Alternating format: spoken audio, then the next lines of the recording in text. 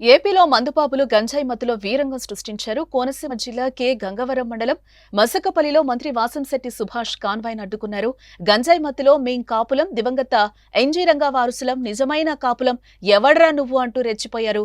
అయితే కాసేపటికే వారి మత్తు దించారు పోలీసులు. డ్రాయర్లతో నిలబెట్టి బెండు తీశారు. అసలేం జరిగిందంటే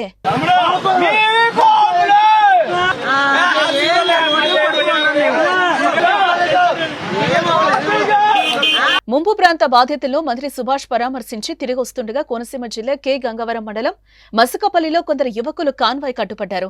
మేము నిజమైన కాపులం, దివంగత ఎన్జీ రంగా వారసులం, జనసేన తాలూకా అంటూ గొడవ చేశారు. అడ్డుకున్న పోలీసులు స్థానికులపైకి కూడా గంజాయి మత్తులో దూసుకెళ్లారు.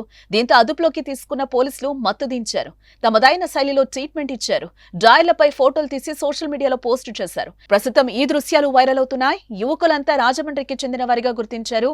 మట్లపాలెం వెళ్లి మందు తాగకుండా వేసుకున్న కడియాలు తీసేసిన యువకులు యానంలో మందు తాగి రాజమండ్రి వెళుతున్న టైంలో రచ్చు చేశారు. అయితే వీరి వెనుక ఎవరున్నారు? గంజాయి మత్తులోనే ఇలా ప్రవర్తించారా అనే కోణంలో పోలీసులు విచారణ జరుపుతున్నారు.